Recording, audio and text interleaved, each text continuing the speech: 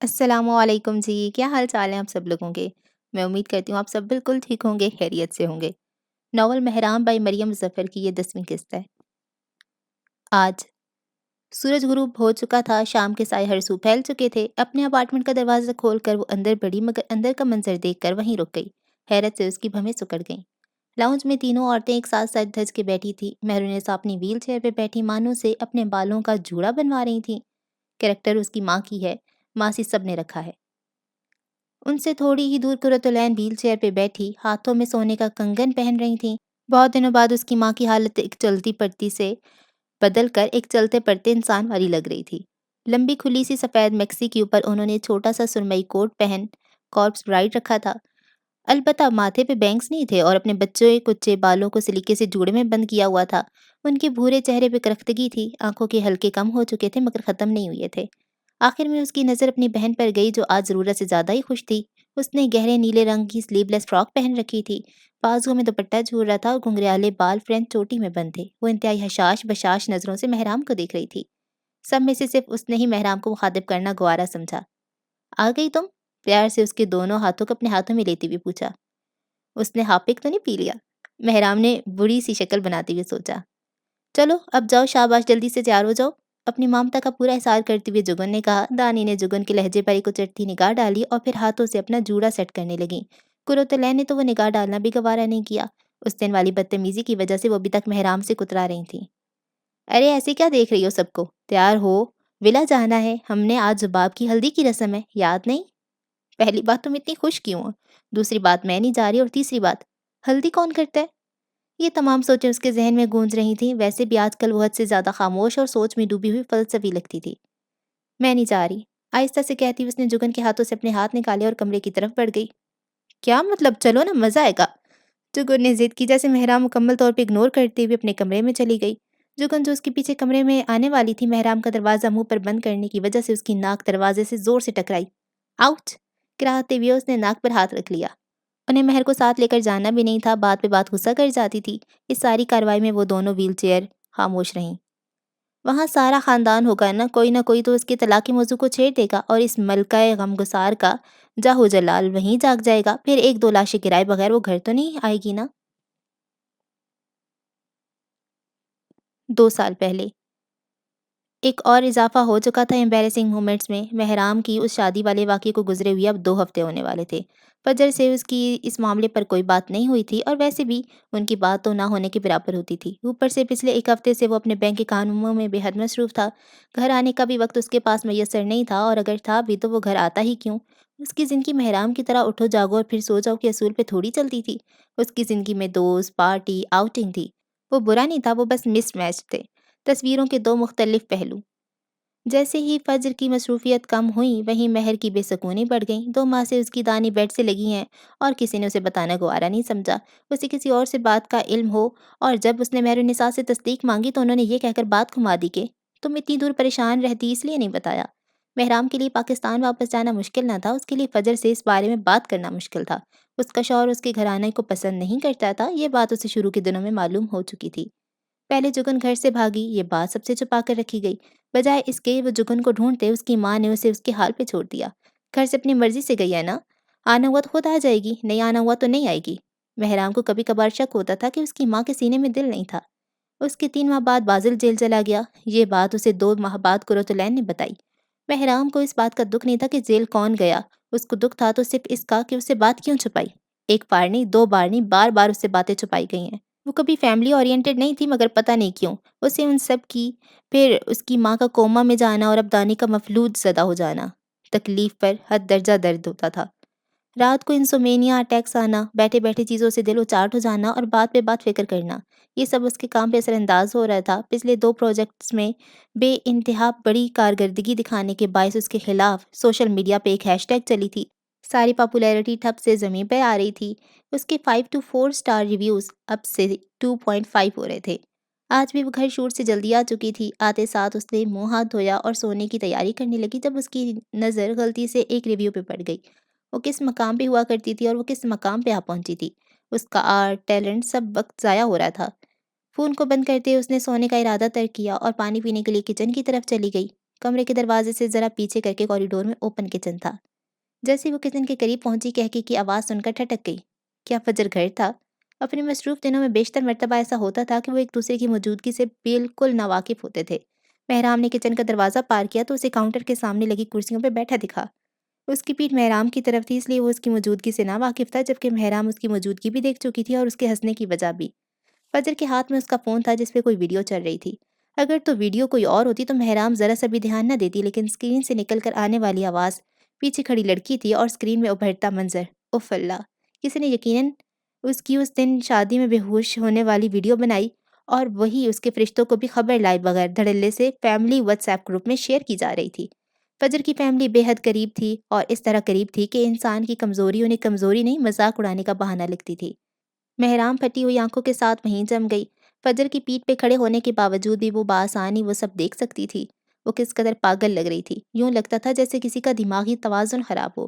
کیا انسان panic attack میں سامنے والی کی نظروں میں یوں لگتا تھا؟ ویڈیو ختم ہو گئی تو فجر نے اس کے جواب میں ہنسنے والی ایموجی بھیجے۔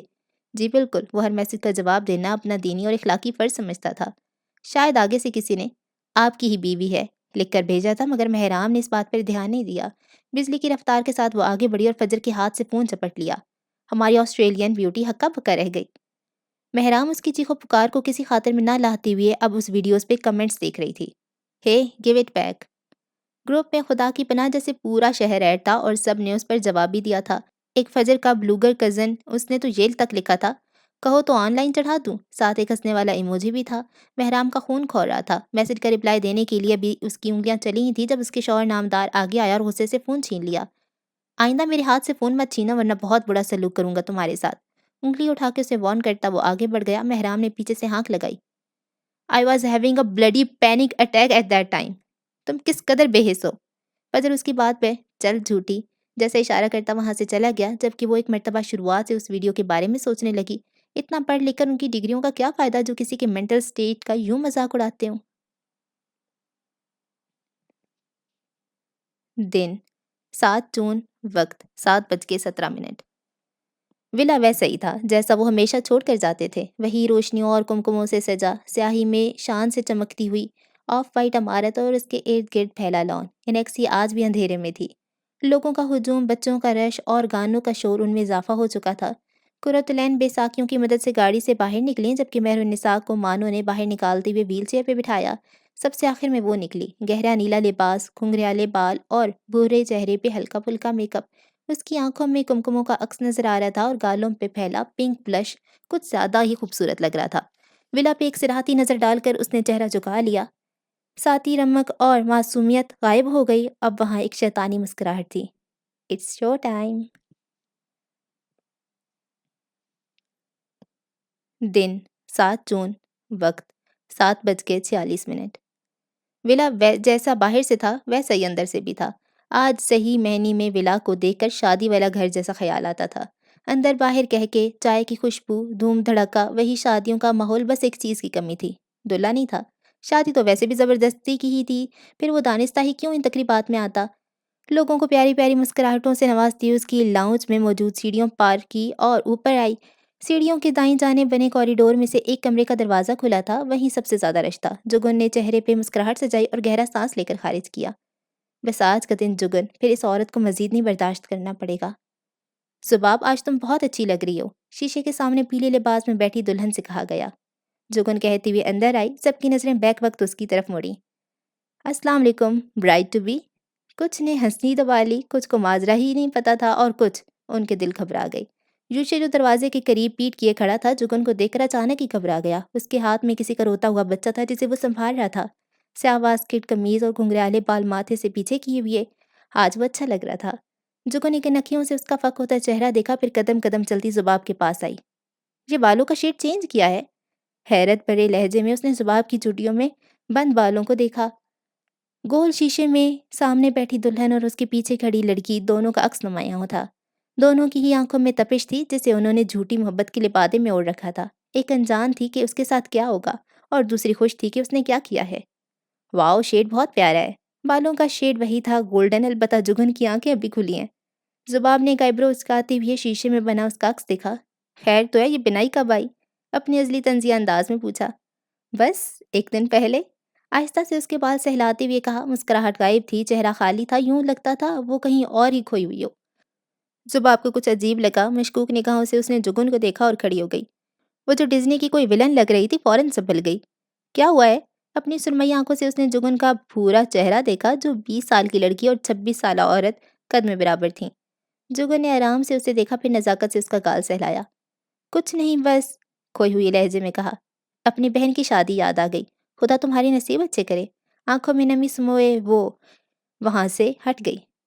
یوشی ان دونوں کو یوں دیکھ رہا تھا جیسے کوئی ٹائم بم ٹک ٹک کر رہا ہو۔ جیسے ہی جگن کمرے سے باہر گئی، یوشی نے سکھا سانس لیا۔ کمرے سے باہر آتی اس نے ہاتھ میں پکڑا فون آن کیا، واٹس ایپ کھولا اور رمشا کے نام سے سیو کردہ کانٹیکٹ کھولا۔ آپ لوگ کب تک یہاں پہنچ رہے ہو؟ ٹائپ کر کے سینڈ کا بٹن دبا دیا۔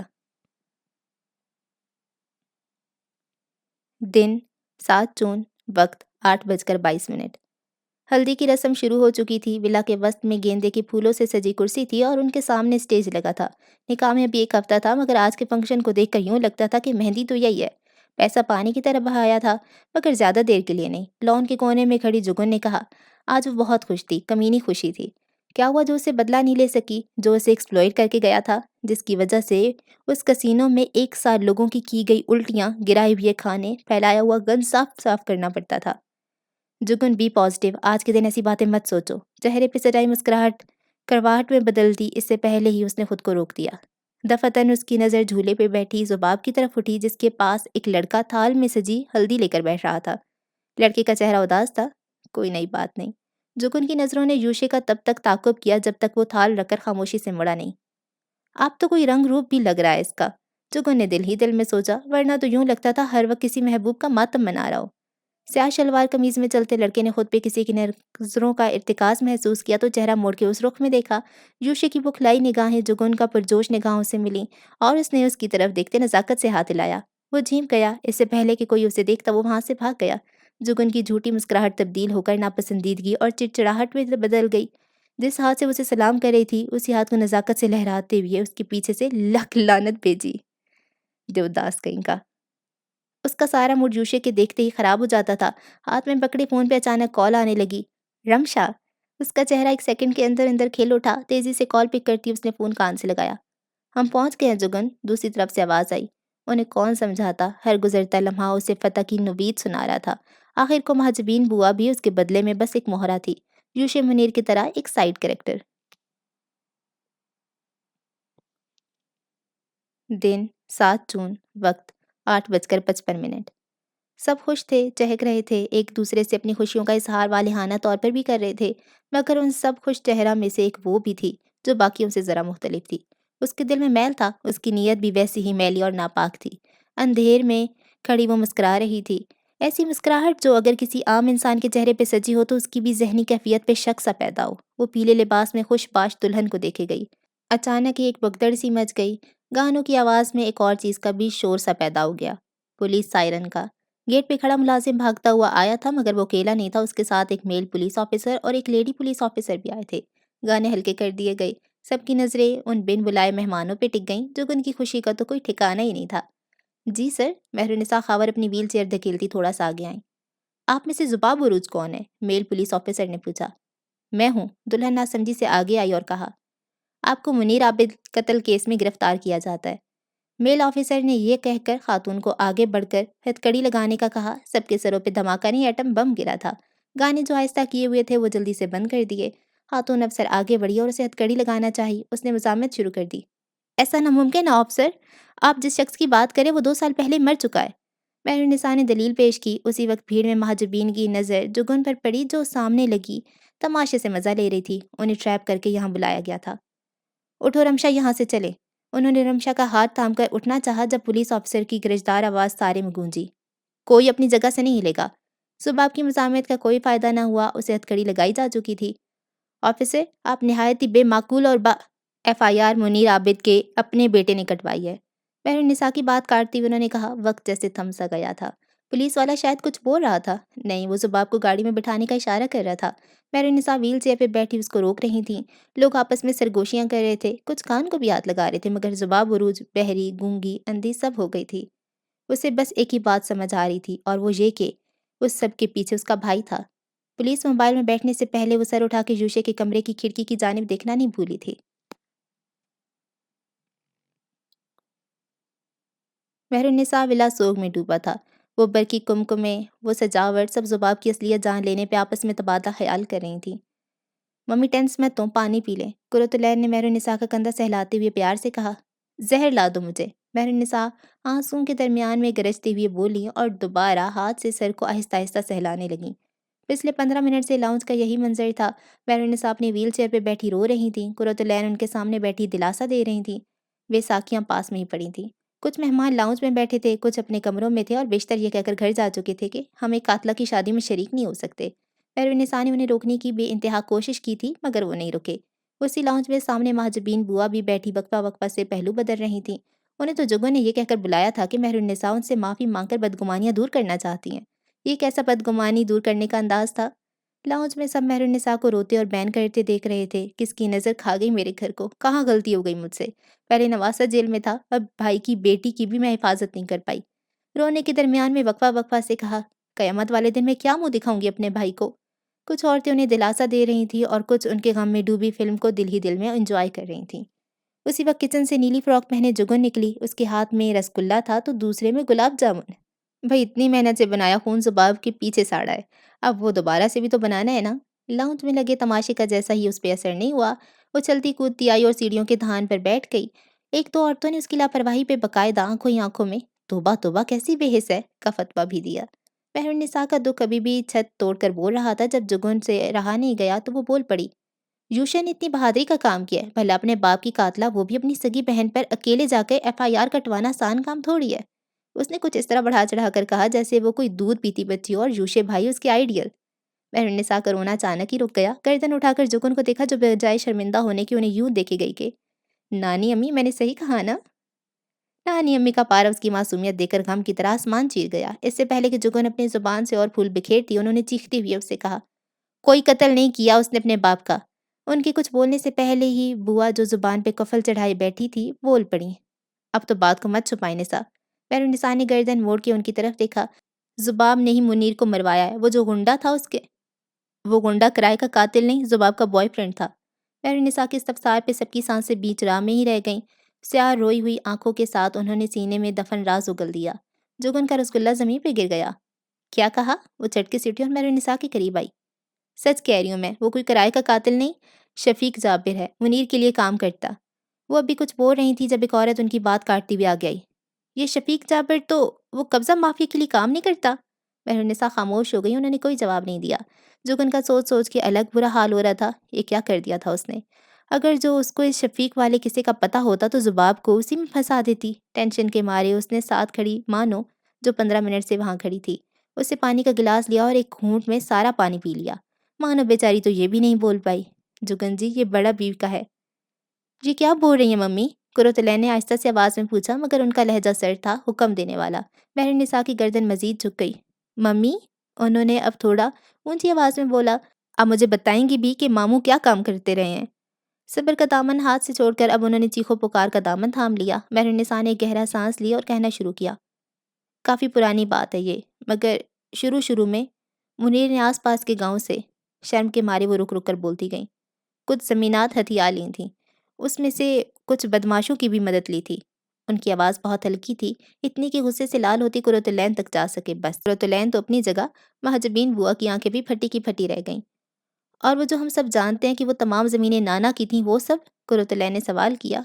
वो क्या था? सब झूठ? मेहरुन्निसा ने नज़रें मिलाए बगैर गर्दन हाँ में हिला दी। लाउंज में सबके दिल रुक रुक कर चल रहे थे। एक मर्तबा मजीद मेहरुन्निसा के राज कुरतुलैन को धोखा दे गए थे। आप ये सब जानती थी? मैं कान की अंदाज में गर्दन ताने हुए कहा। मेहरुन्निसा खावर ने दोबारा हाँ में सर हिला दिया। और आपने फिर भी मामू को रोका नहीं? नजरें अपनी दामद से झुक गई थीं। क्या बताती, जिस दिन वो उनसे बहस करने आई थी वो वही दिन था जब अहमद ने अपनी माँ के मुतल्लिक सब ऑल फॉल मुनीर के मुंह से सुन ली थी। उस दिन मेहरुन्निसा ने अपने भाई को प्रोटेक्ट किया था, वो भाई जो बेटों जैसा था। मगर अब ये काफ़ी पुरानी बात हो गई है। मुनीर का उनसे अब कोई वास्ता नहीं। मामू की तो हड्डियां गल सड़ गई होंगी, अब उन्हें क्या वास्ता? काम तो उनका अब हिबा आपा का बेटा संभाल रहा है, मुसीबत तो उसके गले पड़ेगी ना? ये तंज था, हकीकत से भरपूर एक तमांचा। ऐसा नहीं होगा। कुछ साल पहले मुनीर आबिद का रटा रटाया हुआ सबक उन्हें नहीं भूला था। آپا ہر بات میں پریشان مت ہوا کریں۔ درمیانی عمر کی ڈاکٹر مہرالنساء خابر اپنے ہسپتال میں تھی جب ان کا بیٹوں جیسا بھائی ان سے ملنے آیا۔ تم بدمعاشوں کو اپنا دشمن بنا رہے ہو اور میں پریشان بھی نہ ہوں؟ اپنی کافی میں چمچ چلاتی سفید کوٹ میں ملبوس ماں جیسی بہن نے کہا۔ کچھ نہیں کرے گا، وہ میری ڈیل ہو گئی ہے۔ اتنا کہہ کر منیر نے مہرالنساء کے ہاتھ سے کافی چکھ لیا اور اس کا ایک بھرپور گھونٹ بھرا۔ واقعی میں کچھ نہیں بولیں گے؟ جی واقعی کچھ نہیں بولیں گے۔ وہ پرسکون ہو گئی۔ ان کے بھائی ان سے بھی اتنی محبت کرتا تھا جتنی وہ کرتی تھی، وہ جھوٹ کیوں بولے گا؟ مہرالنساء بھی جانتی تھی ان کا بھائی ان سے جھوٹ کیوں بولے گا۔ قرۃ اللہ نے انہیں رحم سے دیکھا۔ ایک منٹ، جوگن نے کہا، اس سب میں زباب کا کیا لینا دینا؟ کسی ماہر ڈیٹیکٹیو کی طرح پوچھا۔ ویسے بھی اس نے ساری کرائم تھرلرز دیکھ رکھی تھیں۔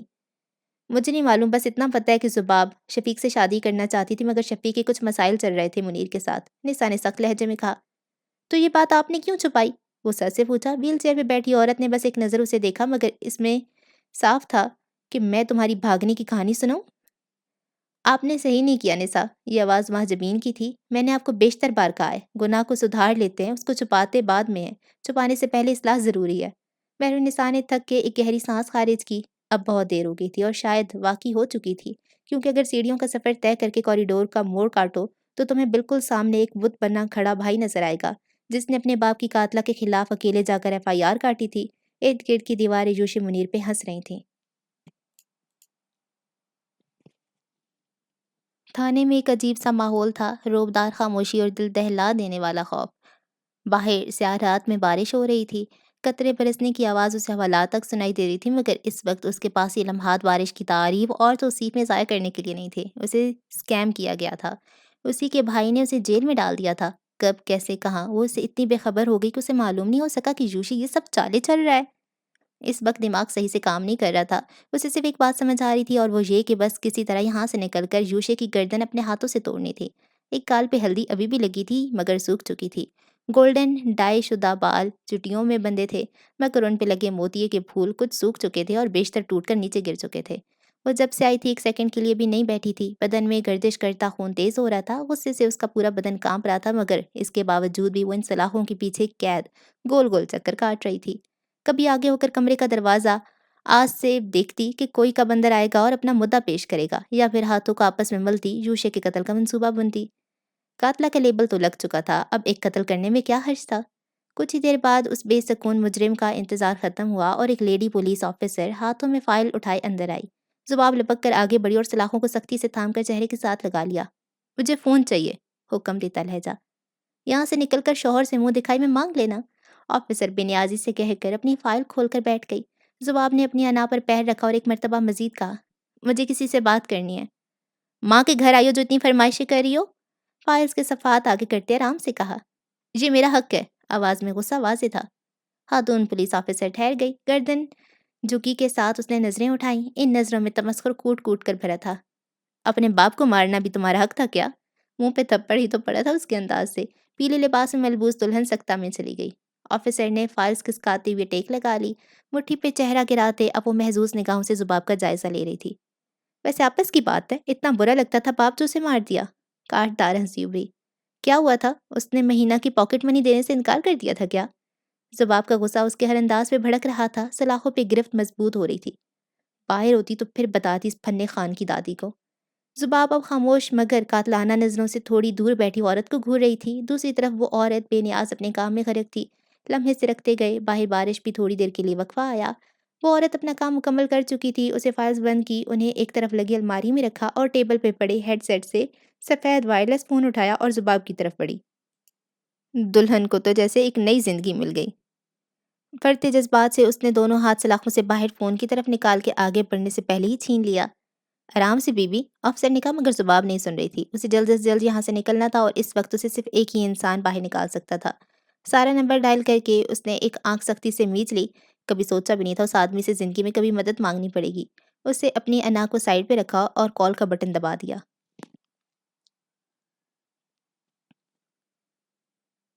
دور اسلام آباد میں واقع HM پراپرٹی ڈیلرز کے آفس میں آتے ہیں، وہاں بھی بارش یوں ہی برس رہی تھی۔ بھیگتے تھانے سے سفر ہم باہر طے کرتے ہیں۔ رات وہاں بھی ایسی ہی گہری تھی، سارا آفس خاکی تھا، خاموشی تھی کہ انسان کی چاپ کی آواز بھی پورے میں گونجتی تھی۔ ایسے میں اس اندھیرے آفس میں موجود کسی کرسی کے گھومنے کی آواز آ رہی تھی۔ कोई था जो अपने ऑफिस की पार चेयर पे बैठा झूल रहा था। उसकी एक टांग ऊपर टांग पे यूं चढ़ी थी कि पाँव हवा में था। एक हाथ से वो कनपटी सहला रहा था और दूसरे हाथ की उंगलियां मुसलसल सामने मेज पे आगे पीछे बज रही थीं, एक रिदम के साथ। पी कैप से चेहरा अभी भी ढका था, मगर कुछ भूरे बाल माथे पे यूं बिखरे थे कि भवें पोशीदा थी। अहमद की कुर्सी बिल्कुल पीछे खिड़की थी। बारिश की आवाज़ वहाँ से साफ आ रही थी, मगर वो भी बारिश का लुत्फ़ नहीं ले रहा था। वो तो उल्टा आँखें मूंदे अपने ख़यालात में डूबा था। थोड़ी देर पहले उसे एक रोते बिलखते यूशे ने कॉल करके सर पे बम फोड़ा था। आप ही को पुलिस वाले ले गए हैं। क्या उसे खुश होना चाहिए था या उदास? रद्द कर देना चाहिए था या हैरान होना था? वो अभी तक कश्मकश में डूबा था। सोच-सोच कर उसके सर में दर्द हो गया था, जब अंधेरे में डूबे ऑफ़िस में चेयर के घूमने के साथ एक और आवाज़ भी गूंजी। मेज़ पे मौजूद लैंडलाइन दफातन बजने लगा। उसकी हलती कुर्सी रुक गई। टेबल पे एक रिदम से चलती उँगलियां भी ठहर गईं। आंखें खोलते उसने फ़ोन को देखा, फिर फ़ौरन से उठा लिया। हर लम्हा अब उसे यही खौफ रहता था कि यावर अब मज़ीद कुछ और न कर डाले। हेलो? अलर्ट लहजे में पूछा। मैं ज़ुबाब बोल रही हूँ। बगैर किसी लगे लिपटे के उसने साफ गोई से कहा। अहमद के अंदर तक ज़हर फैल गया। जो भी हो जाए, ये औरत हमेशा उसे ज़हरीली ही लगेगी। बोलो, नहुअत से कनपटी मसलते हुए पूछा। हवलात में कैद औरत ने शान बेनियाजी से हुक्म दिया। मुझे तुम्हारी मदद चाहिए। किस सिलसिला में? अहमद तो उसके अंदाज पे तिल मिला रहा था। मैडम जेल में बैठी, मगर नखरे अभी भी सातवें आसमान पर हैं। मेरे लिए कोई वकील हायर करो, मेरी बेल कराओ, निकालो मुझे यहाँ से, घुटन हो रही है। बेनियाजी के हॉल में हल्का सा क्रेक आया। वो अब हाथ पाँव मारकर इल्तिजा कर रही थी। अहमद ने चिढ़ती हुई आंखें मींच लीं। क्यों? जेल में बैठो थोड़ी देर। अहमद जहाँ से फ़ौन करने वाले अंदाज में उसने कहा, मगर फिर अंदाज़ा हुआ कि पास ही वो करेले कड़वे जैसी थानेदारनी खड़ी है, तो आवाज़ को एक वसीली सी सरगोशी में बदल लिया। मेरा काम करो, तुम मेरे बाप के पैसे खा रहे हो। वो बाप जिसे तुमने खुद मारा है। जिस बाप के बस में होता तो उस मर्द पे लानत भेज के खुद 7 पैर लगाती और उड़कर विला पहुंच जाती, मगर सारा मसला ही था कि इंसानों के पास पैर कहाँ होते हैं। कोई और हुक्म देना है या मैं कॉल बंद करूं? चिढ़ते हुए ऐलान किया। मैं होने वाली बीवी हूँ तुम्हारी। उसकी बात सुनकर थोड़ी देर के लिए दूसरी तरफ खामोशी छा गई। जुबाब की दिल की धड़कन तेज हो रही थी, जो अगर उसने इनकार कर दिया तो। व्हाट? वो अचानक ही हंसने लगा, मगर हंसने क्या, वो कहका लगाने लगा। वो मर्द जो कम ही मुस्कुराता था, वो कहके लगा रहा था। मैंने तुम्हें कौन सा लतीफ़ा सुनाया है? सरगोशी की। लतीफ़े से कम नहीं है बात। हंसी के बीच में कहा, बीवी। आंखों के किनारे से निकलता आंसू साफ किया। तुम मेरी मदद करे या नहीं? आखिरी मर्तबा पूछा। तो जवाब आया। नहीं। क्या मतलब? ज़ुबाब की बातों को बीच में ही काट कर उसने कॉल काट दी। Enjoy yourself in prison, wife to be. Hello? Hello Ahmad? बेबसी से उसने कॉल दोबारा मिलाई, मगर वो लाइन बिज़ी कर चुका था। अब वो कॉल पे कॉल मिला रही थी। लाइन अभी भी बिज़ी थी। वक़्त ख़त्म, खातून अफ़सर ने कहते ही फ़ोन हाथ से झपट लिया। ज़ुबाब खाली हाथ रह गई। वो पीछे से पुकारती रही कि उसे एक और शख़्स को कॉल करनी है, मगर वो अफ़सर अनसुनी करती बाहर चली गई। बारिश तेज़ हो रही थी और उसी बारिश में उसकी फ़रियाद भी। लाइन बिज़ी करके उसने फ़ोन क्रैडल पे वापस रखा। एक मरतबा मज़ीद उससे कमीनी सी खुशी हुई थी। पीछे होते हुए उसने अपनी पार चेयर पे टेक लगा ली। दोनों हाथों को कैंची की सूरत में सर के नीचे रखा और टाँगों को मेज़ पे चढ़ा दिया। कौन सा सर दर्द, कहाँ का सर दर्द। अब बस वो खुश था, और उसी खुशी में वो बड़े आराम से सीटी की लय पे कोई गाना गुनगुना रहा था। कमरे की दीवारें उस फरिश्ते का रूप देखकर तासुब से गर्दन हिला रही थीं। बाहर खिड़की से बारिश तेज़ हो रही थी, और उस तेज़ बारिश में उसके गुनगुनाने की आवाज़ भी। थोड़ी देर के लिए राज़ों और उनकी भूल-भुलैयों से निकलकर इस्लामाबाद के एक दूसरे कोने में आओ। पुरसुकून रेज़िडेंशियल इमारतों में से एक में महराम हुमायूं का भी फ्लैट था। बाहर रात गहरी थी और हल्की-हल्की बारिश भी हो रही थी। धोखा खाकर कैसे लगता है मैम? बाहर अंधेरा था और वो लाउंज में मौजूद भूरे सोफ़ों के साथ टेक लगाए बैठी थी। सामने मेज़ पर एडिटिंग के लिए लैपटॉप खुला था, और साथ ही एक स्टिंग की बोतल भी अध खुली थी। पूरे अपार्टमेंट में बस बाहर बरसती बारिश की आवाज़ गूंज कर दीवारों से टकरा रही थी। क्या आपको भी कभी किसी ऐसे इंसान ने धोखा दिया है जिससे ऐसी हरकत की बिल्कुल उम्मीद ना हो? उसका सर सोफे पे गिरा था और आंखें छत पे लगे झूलते हुए पंखे पे टिकी थी। स्याह बाल इर्द गिर्द बिखरे थे। सर के करीब ही फोन मौजूद था, जिस पे डॉक्टर कौसर दुआ की कॉल चल रही थी। जिससे बिल्कुल कोई धोखे की उम्मीद ना लगाई गई हो, उसका धोखा तकलीफ देगा ना बच्चे। किसी अजनबी का धोखा थोड़ी महसूस होता है। उनकी आवाज़ ना बहुत मीठी थी, ना बहुत कड़वी, बस वैसी थी जैसे एक इंसान की होनी चाहिए, लोगों के हकूक पूरे करने वाले इंसान की। महराम की नज़रें अभी भी आसमान पे टिकी थीं। उसकी आवाज़ में कोई तासुर नहीं, कोई दुख, कुछ नहीं था। वो अब कोई शौक में भी नहीं थी। उसने कबूल कर लिया था, मगर हकीकत कबूल करने के बाद इंसान एक ऐसा स्टेज ज़रूर आता है जिस पे वो एक सरप्राइज़ का इंतज़ार कर रहा है। वो कि काश उसने वक़्ती तौर पे जो बहादुरी दिखाई थी वो गलत साबित हो जाए और एक मर्तबा दोबारा सब पहले जैसा हो जाए। वैसे भी उम्मीद इंसान की पसंदीदा खुराक है। मैं उसे फरिश्ता समझी थी मैम, वो भी इंसान निकला, बाकियों की तरह। उसी दौरान खुली खिड़कियों से बारिश की बौछार अंदर की जाने पड़ी। सामने मौजूद टाइल्स पे पानी के कतरे नुमायां होने लगे। बात तो यह कि उसने मेरा कोई नुकसान भी नहीं किया, मगर फिर भी वो आपका भरोसा दुखा गया। आम से लहजे में जुमला मुकम्मल किया तो वो मुस्कुराई, गालों में पड़ने वाले छोटे डिम्पल्स वाजे हुए। अलबत्ता उसकी मुस्कुराहट पहले की मेहराम की मुस्कुराहट से मुख्तलिफ थी। वहाँ थकन के साथ अफसुर्दगी और उदासी भी थी। बारिश मज़ीद तेज़ हो गई। खिड़की के सामने मौजूद गद्दियाँ मुकम्मल तौर पे वो भीग चुकी थीं। महराम अपनी सुस्ती काहली छोड़े अब उनको बंद करने के लिए उठी। एक खिड़की बंद करके वो दूसरी की जाने बढ़ी। उसके एक हाथ में फ़ोन था और दूसरे से वो खिड़कियों के पट बंद कर रही थी। काफ़ी देर तक खामोश रहने के बाद कौसर दुआ की आवाज़ आई। उसमें ऐसा क्या था बेटा जो आपने उसे फरिश्ता समझा? खिड़कियों को बंद करते उसके हाथ रुक गए, वक्त भी रुक गया। क्या मतलब? बारिश के रास्ते में अब वो स्याह खुले बालों वाली लड़की मौजूद थी। उसके चेहरे पे उलझन थी और फ़ोन कान से लगाया था। कौसर दुआ ने एक गहरी सांस ली और अपनी बात का आगाज़ किया।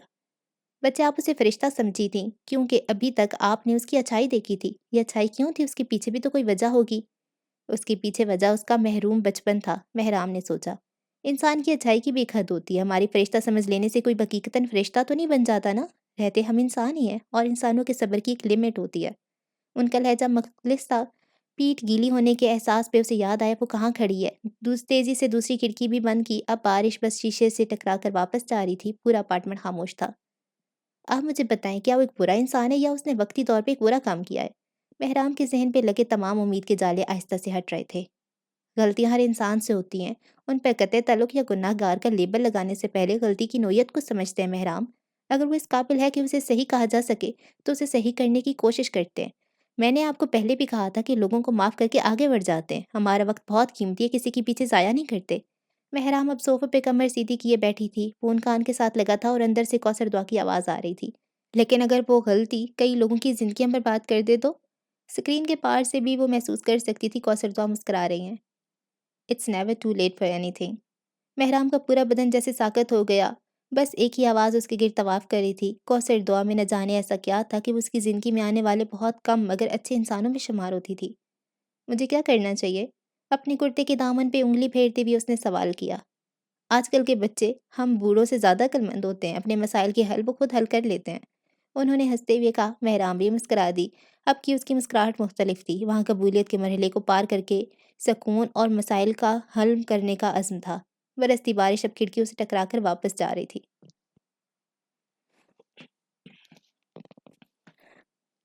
आज बादलों ने जैसे ना रुकने की कसम खा ली। पिछले आधे घंटे से वो यूं बरस रहे थे जैसे सब बहा कर ले जाएं। महरुनिसा विला की बत्तियां बुझा दी गई थीं। अलबत्ता लोग अभी भी जमा थे। मगर हमारी कहानी का ये पहलू उन लोगों के साथ नहीं जुड़ा। हमारी कहानी अब उस भाई के साथ है जिसने अपने ही हाथों से अपनी बहन गंवा दी थी। यूशी मुनीर के कमरे का दरवाज़ा बंद था। अंदर तमाम बत्तियां यूं रोशन थी जिस तरह इल्म के चिराग रोशन किए जा रहे हों, मगर इल्म के चिराग तो दूर, वहां तो किसी कलम का कागज़ का निशान तक नहीं था। सिर्फ आवाज़ें थीं, बारिश की खिड़की के साथ टकराने की और बाथरूम के अध खुले दरवाजे से किसी की बुलंद वो बाँ हिचकियों की। वो बार-बार रोता और बार-बार अपना मुँह पूंछता। उसने गलती कर दी थी, एक बहुत बड़ी गलती जिसका ज़ाला सिर्फ एक तौर पे पूरा हो सकता था। उसे अपनी बहन से मिलना था, अभी के अभी। बाथरूम से निकलता वो सीधा अपने बेड पे मौजूद अपने फ़ोन की तरफ बढ़ा। आंखें रो-रो कर नीचे से सूज चुकी थीं। बाल जो सलीके से आज ज़बरदस्ती बनाए थे वो अब बिखर चुके थे। तानों से भरा चेहरा भीगा हुआ था। उसने गीली आंखों से कॉन्टैक्ट लिस्ट खोली। अपनी बहन के बाद वो किसी से अपना काम कह सकता था। अहमद भाई। उसके दिमाग में फ़ौरन ख़्याल है, मगर साथ ही वो ख़्याल झाग की तरह बैठ गया। वो क्यों मदद करेंगे आप ही की? वो तो उनसे बेतहाशा नफ़रत करते हैं। उसने कॉल का इरादा तर्क करते हुए सारे कॉन्टैक्ट्स खंगाले। आज उसे अंदाज़ा हुआ था अपनी बहन के बगैर वो कितना अकेला है। हिचकियाँ दोबारा बुलंद हो गईं। उंगलियों में अब तेज़ी आ गई थी और वो बार-बार कॉन्टैक्ट्स ऊपर से नीचे करके एम कॉन्टैक्ट पे ठहर गई थीं। वो नंबर को घूरते हुए सोच रहा था, आज तक सलाम से आगे उसने कभी उनसे बात नहीं की थी। क्या वो उनसे मदद माँग सकता था? आँखें बंद करते उसने कॉल मिलाई और फ़ोन कान से लगा लिया। प्लीज़ अल्लाह जी, मुझे अकेला मत छोड़िएगा। जहाँ यूशी मुनीर ने कॉल मिलाई वहाँ कॉल के सिग्नल्स लाउंज में बैठी महराम हुमायूं तक गए। वो अपने काम में मगन थी। उसने आज ये तमाम तस्वीर एडिट करके देनी थी। उसके पास बिल्कुल वक्त नहीं था जब साथ पड़ा फ़ोन बजने लगा। गैर शनासा नंबर। उसकी भवें सिकुड़ गईं। वो रॉन्ग नंबर नहीं उठाती थी, मगर क्या पता ये एक ख़्याल की वजह से उसने कॉल झट से उठाई और कान से लगा दी। बस पे आदत वो कुछ नहीं बोली और दूसरी तरफ के जवाब का इंतज़ार करती रही। जब थोड़ी देर बाद वो दूसरी तरफ से एक घुटी-घुटी आवाज़ उभरी। "म मेहराम अप्पी आप?" मेहर ने उलझकर फ़ोन को देखा, यावर से "अप्पी" क्यों बुलाएगा भला? मैं यूशे। घबराहट के मारे उसकी आँखें पूरी खुल गईं। विला में सब कुछ ठीक था ना? उसने अपने फ़ोन कब से साइलेंट पे लगाया था, सिर्फ़ कौसर दुआ से बात करके उसने उसे ऑन किया था। इससे पहले कि मेहराम कुछ बोलती, दूसरी तरफ से रोने की आवाज़ आने लगी। उसकी घबराहट में इज़ाफ़ा होने लगा। "अल्लाह प्लीज़ तानी ठीक हो।" "यूशे क्या हुआ? सब ठीक है? रो क्यों?" "ज़ुबाब आपी को पुलिस उठा कर ले गई है।" मेहराम के सारे अल्फ़ाज़ मुँह में ही रह गए। उसे लगा यूशी मज़ाक कर रहा है। "क्या आप मुझे उनसे मिलवाने ले जा सकती हैं?" उसने इल्तिजा की तो मेहराम तो अभी तक पिछली बात ही हज़म नहीं हुई थी। "ज़ुबाब की तो आज हल्दी नहीं थी?" कर दिया ना मेहरामों वाला सवाल। "हाँ थी मगर मगर पुलिस आई और उठाकर ले गई उन्हें। मुझे उनसे मिलना है, आप मुझे मिलाने ले जाएँगी?" महर ने एक नज़र अपने काम को देखा और फिर यूशे की बात पे गौर किया। वो बच्चा पहली मर्तबा उसे कोई मदद माँग रहा था, कैसे वो इनकार कर दे? "ठीक है, मैं" अभी हामी आधी ही भरी थी जब उसे याद आया वो इतनी रात में कैसे आएगी? ड्राइवर और गाड़ियाँ दोनों विला हैं और वो कैब करवाने की गलती हरगिज़ नहीं करेगी। एक मर्तबा फिर गाड़ी ना चलाने आने की वजह से वो फँस गई। "मैं आपको पिक करने आ जाता हूँ, ड्राइवर के साथ, आप बस मेरे साथ चली चलें।" महराम को उसकी पेशकश पर हैरत तो हुई, सुबाब को पुलिस लेकर गई ही क्यों थी? पहला सवाल तो ये था। दूसरा सवाल ये, जब गाड़ी लेकर भी उसने आनी थी तो खुद अकेला भी चला जाए ना। और तीसरी और सबसे अहम बात, उसने अपने घर वालों का क्या बिगाड़ा था जो वो हर फैमिली ड्रामा से उसे दूर रखते थे? "अभी प्लीज़ मना मत करिएगा।" "आपी" इस लफ्ज़ से उसे पहली बार किसी ने मुखातिब किया था। उसकी अपनी भी छोटी बहन थी, मगर खैर वो छोटी बहन कम, छोटी गिरगिट ज़्यादा थी। "ठीक है, आ जाओ तुम।" आहिस्ता से हामी भर दी और सामने मौजूद काम के परिंदे को देखा। "आई एम सॉरी एडिटिंग, हम तुम्हें आकर कर लेंगे।"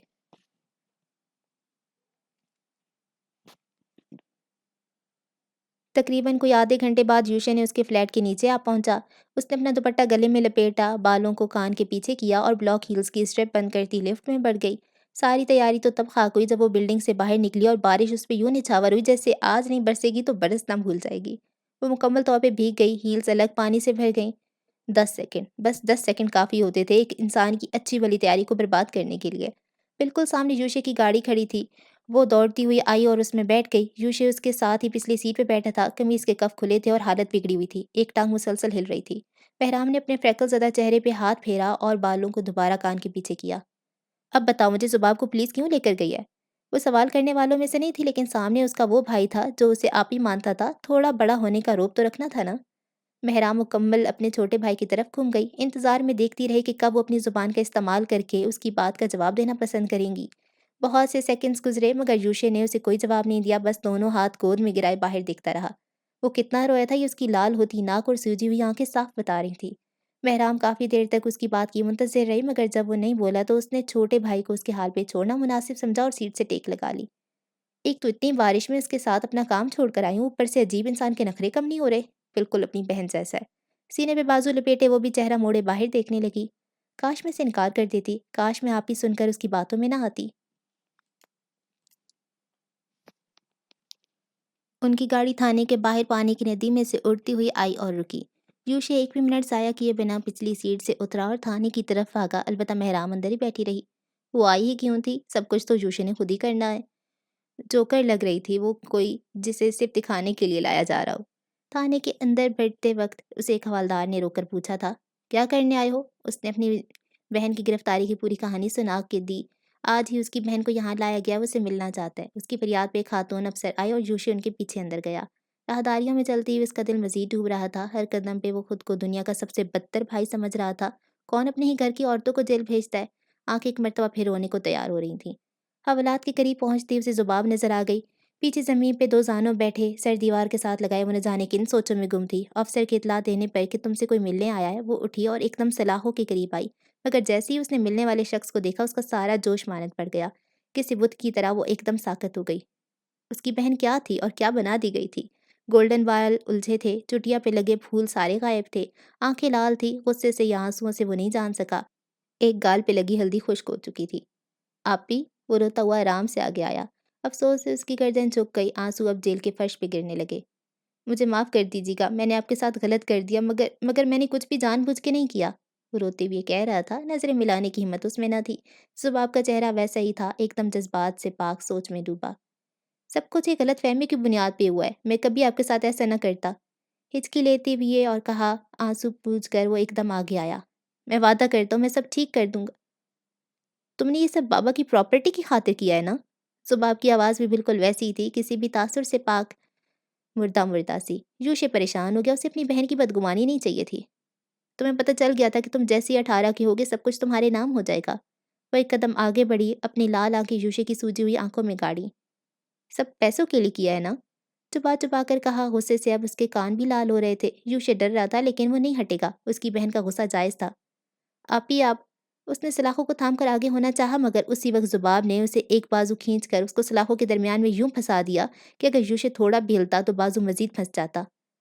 सब पैसों के लिए किया है ना? गुस्से से कहती वो अब उसका बाजू मरोड़ रही थी। यूशे उसको रुकने की मिन्नत में लगा था। आप ही छोड़े, मुझे दर्द हो रहा है। गिराती हुई उसने कहा, आंख से पानी निकल कर दानों पे बह रहा था। और इस दर्द का क्या जो मुझे यहाँ रहकर हो रहा है, हाँ? झटके से उसने यूशी का बाजू आज़ाद किया, वो लाल हो चुका था, जेल की सलाखों का वाज़ेह निशान भी था। याद है तुम बचपन से ही छुपने में इंतहाई नालायक थे। हमेशा सबसे पहले पकड़े जाते थे, आज कैसे सोच लिया कि बच जाओगे? यूशी अपने बाजू को पकड़े नीचे बैठता गया, वो अगर निशान पे हाथ भी रखता तो दर्द की लहर पूरे जिस्म में दौड़ती। सुबह पंजों के बल झुकी। तुमने यहाँ आकर अच्छा नहीं किया, मेरे ज़ख्म तुम्हें देखकर दोबारा ताज़े हो गए हैं। तुम कह रहे हो मुझे निकालोगे, ठीक है निकाल देना मगर सरगोशी की। उसके बाद अपने कफन-दफन का इंतज़ाम भी कर लेना क्योंकि अब ज़ुबाब तुम्हें नहीं छोड़ेगी। ठहर-ठहर कर कहती वो उठी और उसे सुर्ख़ अंगार नज़रों से देखा। कातला का लक़ब तो लग चुका है, अब क्यों ना इस लक़ब की लाज भी रख ली जाए। जहाँ से उठी थी दोबारा वहीं जाकर बैठ गई। इस सब होने के बावजूद भी एक चीज़ का उसे दुःख था, वो ये कि उसकी बहन उससे बदगुमान हो चुकी थी। अपने ज़ख्मों की उसे परवाह नहीं थी, वो बचपन से ज़ुबाब के हाथों यूँ ही मार खाने का आदी था। उसे सिर्फ़ परवाह अपनी बहन की थी। वो इसका वाहिद रिश्ता थी, वो गँवाना नहीं चाहता था। बारिश की फवार अभी भी हो रही थी, बंद खिड़कियों और दरवाजे से टकराती वो एक अलग ही आवाज़ पैदा कर रही थी। अगर आंखें बंद करके सुनी जाए तो इंसान सुकून महसूस करेगा, लेकिन दिखता था महराम हुमायूं से ये सुकून कुछ ज़्यादा ही नाराज़ है। बमुश्किल 5 मिनट ही हुए होंगे उसको आंखें मूंदे बारिश की आवाज़ को सुनते, जब उसे बारिश कुछ खास पसंद भी न थी। जब साथ वाली तरफ का दरवाज़ा खुला और एक वीरान चेहरा लिए यूशे मुनीर अंदर आया। उसके घुंघराले बाल भीग कर माथे के साथ चिपके थे और आंखें पूरी की पूरी खुली थीं। वो जिस चेहरे के साथ गया था उसके साथ वापस नहीं आया था। जाते वक्त वो पुरुम्मीद और खौफज़दा था, आते वक्त वो सहमा हुआ ख़यालात में खोया कोई पंछी लग रहा था। महराम ने उसे गहरी नज़रों से देखा। इतनी जल्दी मिल भी लिया बहन से? मगर उसने कुरेदा नहीं। भाई जवाब तो वो अकड़ू देता नहीं था। ड्राइवर ने गाड़ी स्टार्ट कर दी। बारिश से लड़ते उनकी गाड़ी सड़क पे चल रही थी। अंदर गहरी खामोशी थी और होती भी क्या, उसकी विला आते साथ ही महराम की शादी हो गई थी और वो ज़्यादा यूशे से मिलजुल ही नहीं पाई थी। खिड़की से सर जोड़े वो कानों में एयरपोर्ट्स लगाकर गाने सुनने की तैयारी में थी जब साथ बैठे शख्स की आवाज़ आई। मैंने उन्हें खो दिया। वो सहमा हुआ खिड़की से बाहर देख रहा था। प्यारी-प्यारी आँखें अभी भी डर के मारे खुली थीं, किसी को खो देने का डर। कमीज़ के कफ खुले थे और उसी वक़्त महर की नज़रें कमीज़ के पीछे छुपे उसके हल्के से नज़र आते बाजू पर गई। मैंने अपने वाहिद रिश्ते को भी खो दिया। उसकी आवाज़ हल्की होकर हिचकी में बदल गई जबकि महराम वो सुन ही नहीं रही थी। उसकी नज़रें तो यूशे के बाजू पर थी जहाँ साफ नील मौजूद था। यूँ जैसे बाजू किसी चीज़ के दरमियान फँसकर दबाव डाला हो। क्या वो उससे पूछे इस बारे में? गौर से लड़के का चेहरा टिटोला। ये पहले भी था क्या? महराम ने तफ्तीश से पूछा। क्या ये ज़ुबाब? नहीं, नहीं, वो अब जल्लाद थोड़ी है। खुद ही से सवाल पूछते खुद ही जवाब दे दिया। ज़ाहिर है साथ वाले को महराम की उर्दू कहाँ समझ आती थी, वरना वो उसे जवाब ज़रूर देता।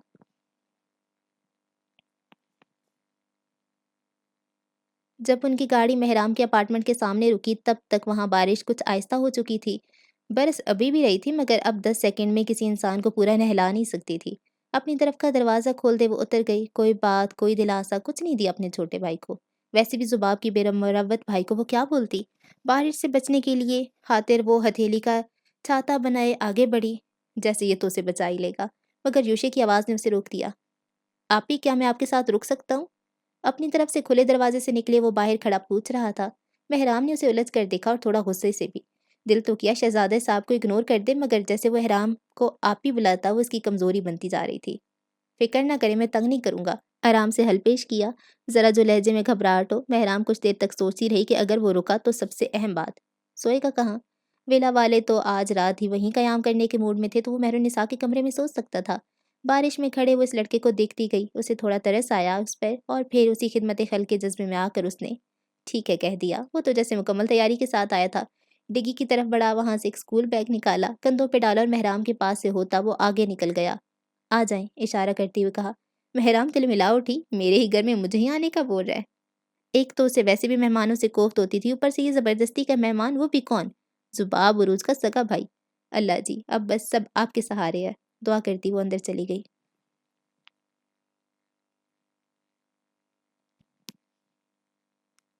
ذباب عروج کی گرفتاری کی اگلی صبح اسلام آباد ویسا ہی تھا اور جون کی گرمی بھی ویسی ہی تھی، حد سے بھرپور گھٹن زدہ، اس قدر گھٹن کہ انسان کو خود سے ہی بیزاری ہونے لگتی۔ حالانکہ کل رات بارش بھی ہوئی تھی، مگر نہ جانے اس کا اثر کس کونے میں چھپ کر بیٹھ گیا تھا۔ ماربل والے اپارٹمنٹ کے مین دروازے کے اوپر لگی گھڑی صبح کے 10:10 بتا رہی تھی، مگر یہ وقت تو کب سے تبدیل ہو رہا تھا، آگے جا رہا تھا اور وہ پیچھے رہ رہے تھے۔ ان کا ہر ایک سیکنڈ قیمتی تھا۔ اپارٹمنٹ میں موجود وہ واحد 2 نفوس تھے جو اس وقت اوپن کچن میں موجود تھے۔ ایک وہ سیاہ بالوں والی لڑکی جو چولہے کے سامنے کھڑی ناشتہ تیار کر رہی تھی، اور دوسرا وہ گھنگریالے بالوں والا لڑکا جو سامنے اسٹول پہ اداس سا بیٹھا تھا۔ لڑکی نے سفید ڈھیلا ڈھالا بغیر استری شدہ کرتا ٹراؤزر پہن رکھا تھا۔ سیاہ بال ڈھیلے جوڑے میں بند تھے جس سے موٹی موٹی سیاہ آوارہ لٹیں نکل رہی تھیں۔ لگتا ہی نہیں تھا جوڑا ابھی 5 منٹ پہلے بنایا ہے۔ ایک امی کو بال تک سنبھالنے نہیں آتے تھے۔ سامنے بیٹھی لڑکی کی حالت اس سے بہت مختلف تھی۔ وہ کرسی پہ پاؤں اوپر کیے کچھ یوں بیٹھا تھا کہ ٹانگیں سینے سے لگی تھیں اور چہرہ ہونٹوں تک ٹانگوں کے پیچھے چھپا تھا۔ مردہ سی سوجی آنکھیں سامنے شیلف پہ ٹکی تھیں۔ لڑکے کی آنکھیں روئی روئی سی لگتی تھیں، چہرہ جو گلو کر رہا تھا۔ اس کے گہرے بھورے بال بکھرے ہوئے تھے جیسے کنگھی نہ کیے گئے ہوں، اور سفید گالوں پہ موجود پمپلز کچھ زیادہ ہی نمایاں تھے۔ سامنے کھڑی میزبان باورچن اپنے زبردستی کے مہمان کو وقفہ وقفہ سے تفتیش اور شکی نظروں سے دیکھ لیتی تھی۔ ان دونوں کی بالکل یہ مثال تھی۔ Same people just written in different fonts. مہرام اور یوشے دونوں صبح 8:30 بجے سے اس کچن میں یوں ہی موجود تھے۔ تب سے لے کر اب تک یوشے اسے ساری کہانی سے آگاہ کر چکا تھا کہ کیسے جگن نے اسے استعمال کیا، کیسے اسے بیوقوف بنا کر بازی جیت گئی، کیسے وہ ایک نمبر کا برا بھائی ہے، اور بھی بہت سے ایسے بھاری بھاری دیوداس ٹائپ کے ڈائلاگ۔ ایک طرف مہرام سنک کے سامنے کھڑی کل رات کے گندے برتن مانج رہی تھی، اور دوسری طرف یوشے شیلف کے پیچھے بیٹھے اپنی رودات کی کہانی سنا رہا تھا۔ کہیں اگر اسے خود پر ہونے والے ظلم کچھ زیادہ یاد آنے لگتے تو رونے لگ جاتا۔ مہرام بغیر پیچھے مڑے خاموشی سے انگلی کی مدد سے ٹیشو باکس کی طرف اشارہ کر دیتی۔ پھر بولتے بولتے اگر اسے جگن پہ زیادہ غصہ آ جاتا تو جوش میں زور سے شیلف پہ ہاتھ دے مارتا۔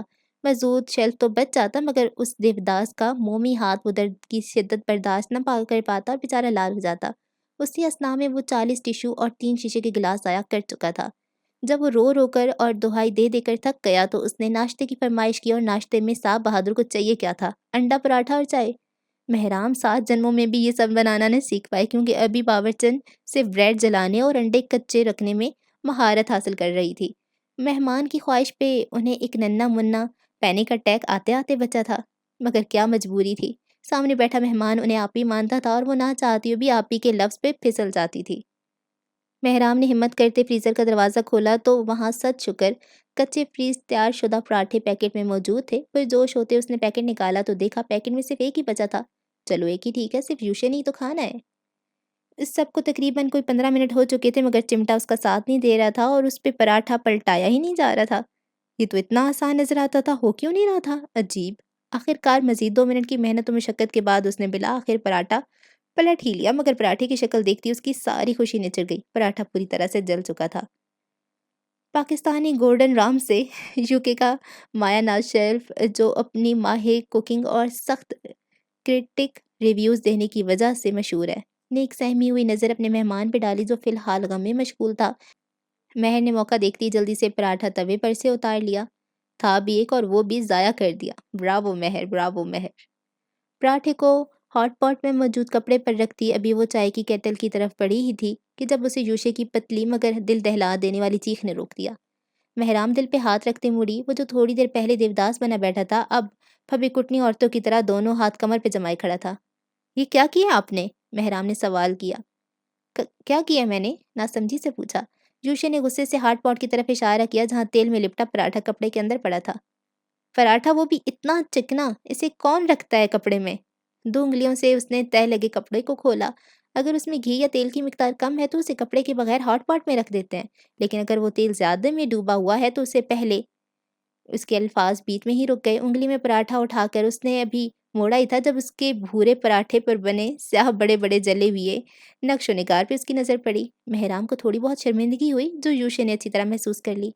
خیر کوئی نہیں، بس آپ اس پراٹھے کو پلیٹ میں رکھ کے مجھے دے دیں تو میں کام چلا لوں گا، کہا اس نے مہرام سے تھا، رکھ اس نے خود ہی پلیٹ میں لیا تھا۔ مہرام کو مزید شرمندگی ہوئی، ایک بچہ اسے زیادہ جانتا تھا۔ چائے کو کپ میں نکالتی اس نے بہت دھیان سے یوشے منیر کے سامنے کپ رکھا۔ اب اس کے اپنے ناشتے کا ٹائم تھا۔ خوشی خوشی وہ الماری تک گئی اور وہاں سے وافل میکر نکالا، اس کو ایک مرتبہ صاف کیا اور ابھی سوئچ میں لگایا ہی تھا جب یہ کیا؟ یوشے کی چیخ پہ وہ ایک مرتبہ پہ دوبارہ اچھلی۔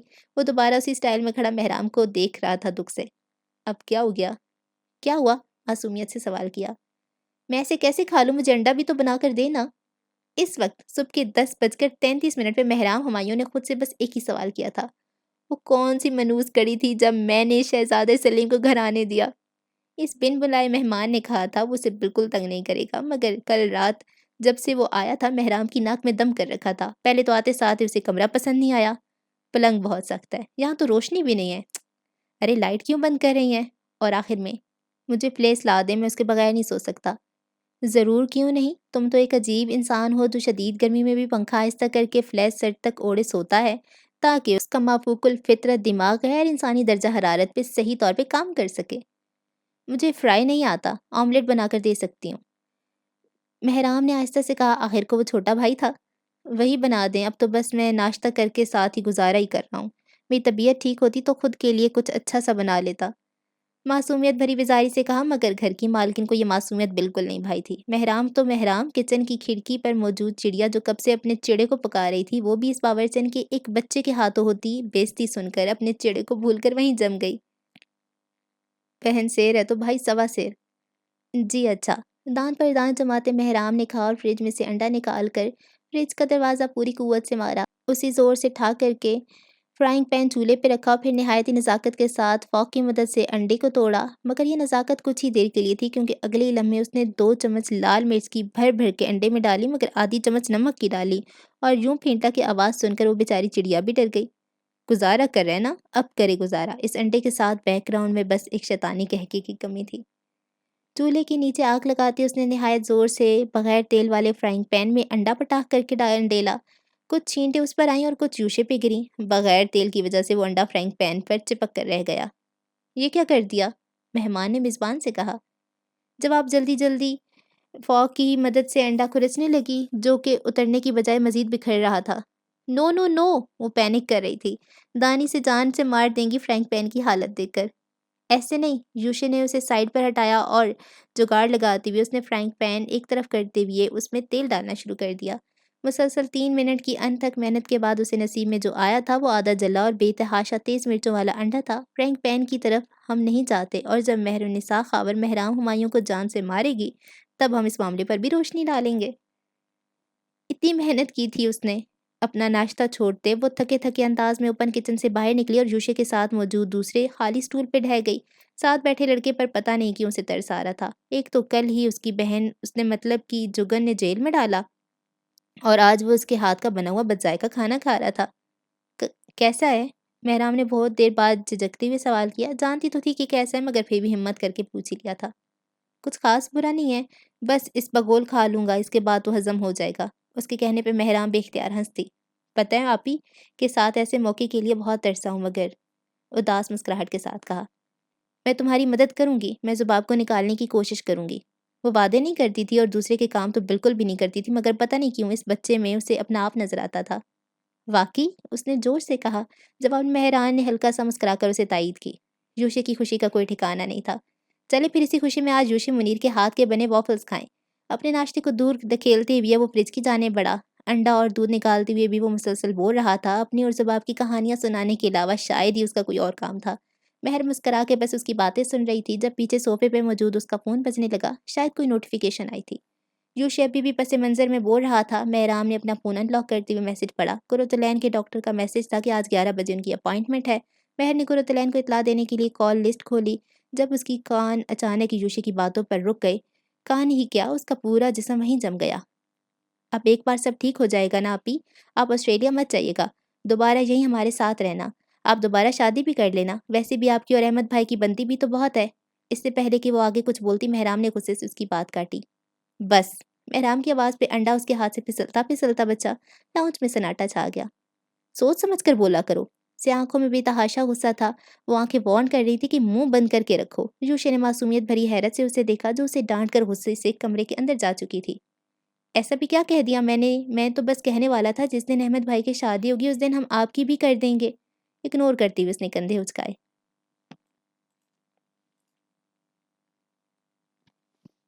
2 سال پہلے انٹرویو کے بند دروازے کے باہر ایک واحد وہ تھی جو پرسکون بیٹھی تھی۔ اس کے ساتھ بیٹھی آسٹریلین لڑکی اپنی سیاہ نیل پالش والے ناخن آدھے کتر چکی تھی اور اس کے سامنے بیٹھا سیاہ فام وہ مسلسل اپنے ساتھ لائے گئے پورٹ فولیو پر نظریں دوڑا رہا تھا۔ بھائی ایک انٹرویو ہی ہے، کون سا سول سروسز کا امتحان ہے؟ اس نے آنکھیں گھماتے ہوئے پوچھا۔ اپنے پچھلے دنوں میں ڈوبتے کریئر کو دیکھتے ہوئے اس نے وقتی طور پہ فری لانسنگ کو ترک کرنے کا فیصلہ کیا۔ اسی وجہ سے ابھی وہ ایک ماڈلنگ اسٹوڈیو کے مصنوعی پودوں سے مزین کردہ ویٹنگ روم میں بیٹھی تھی۔ تھوڑی سی دور انٹرویو کا کمرہ تھا جہاں ابھی انہی میں سے ایک پارٹیسپینٹ اٹھ کر گیا تھا۔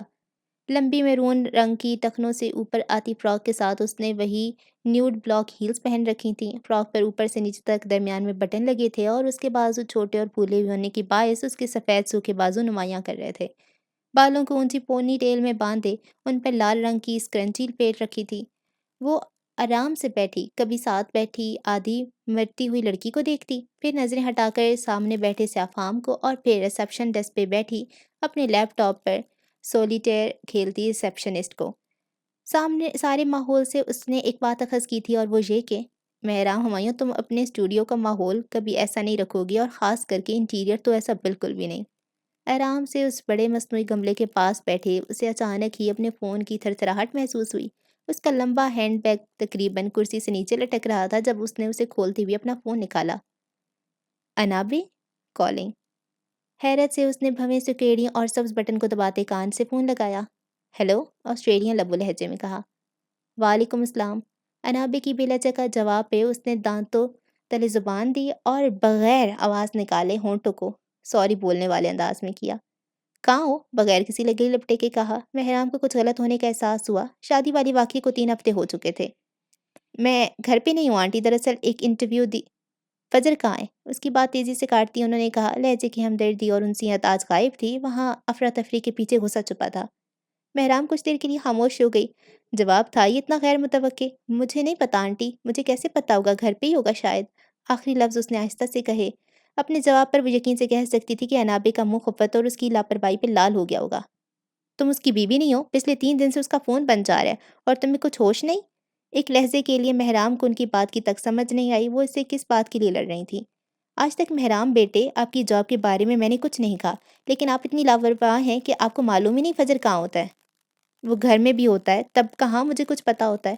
اس نے دل میں سوچا۔ دوسری طرف انابے کا بے لچک لہجہ ویسا ہی تھا۔ ہاں، اب وہ بے سکونی اور افراتفری نہیں تھی، شاید وہ جلدی اسی لیے کر رہی تھی کہ جو 3-4 بھاری ڈائیلاگز انہوں نے یاد کیے تھے وہ بول کے اور فوراً سے مدعے پر آئیں۔